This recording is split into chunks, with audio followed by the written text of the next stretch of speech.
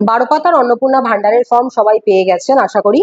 তো প্রথমেই জেনে নিই এই বিষয়ে আজকে মাননীয় মন্ত্রী কি জানিয়েছেন। মাননীয় মন্ত্রী বলছেন ওই 11-12 পাতার ফর্ম ফিল আপ করলেই যে আপনি অন্নপূর্ণা ভান্ডারের 3,000 টাকা পাবেন এমনটা কিন্তু নয়। এটা আমরা পারিবারিক ডেটা নিয়ে রাখছি, কিন্তু এই ডেটার ভিত্তিতে আপনি অন্নপূর্ণা ভান্ডারের টাকা পাবেন এমনটাও নয়। বাহ।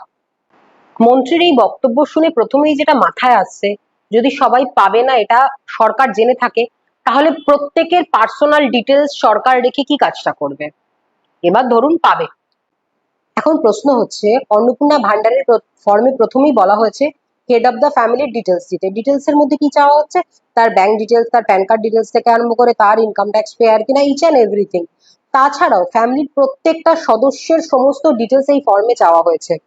এমনকি বাচ্চা কোন স্কুলে পড়ে সেই ডিটেলসও দিতে হবে, বাচ্চার ডিটেলস দিতে লাগবে, ইনকাম ট্যাক্স পেয়ার কিনা সেগুলো লাগবে, হেলথ ইন্স্যুরেন্স কভার করছে কত টাকা সেটাও লাগবে।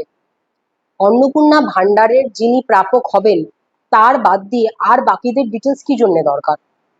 এখানে একটা বড় প্রশ্ন আসে, আজকের দুনিয়ায় যেভাবে হ্যাকাররা হ্যাক করছে সমস্ত কিছু, এই তথ্যগুলো যে এক একজন ফর্ম ফিল আপে দেবে সেটা কতটা সিকিউর থাকছে এর গ্যারেন্টি কে নেবে। দ্বিতীয়ত, যাদের সত্যি অন্নপূর্ণা ভান্ডারের এই 3,000 টাকাটা প্রয়োজন, তাদের পক্ষে এত ডিটেলস দিয়ে ফর্ম ফিল আপ করাটা কি পসিবল? তাদের নিশ্চয়ই কারো সাহায্য লাগবে। তো তাদেরকে যারা অ্যাসিস্ট করবে তারা কতটা সিকিউর এই ডিটেলস গুলো দেখার ক্ষেত্রে। সরকার আবার বলছে নাকি বিএলওরা হেল্প করবে, বিএলওদের কতটা সিকিউর এই ক্ষেত্রে ভাবতে হবে। সরকারকেও ভাবতে হবে, আপনাদেরকেও ভাবতে হবে, না ভাবলে চলবে না। আমাদের তথ্য কতটা আমরা আমাদের কাছে রাখবো, কতটা সরকারকে দেব, এ বিষয়ে আমাদেরও ভাবতে লাগবে, সরকারকেও ভাবতে লাগবে। অবশ্যই ভাবুন, প্রশ্ন করুন।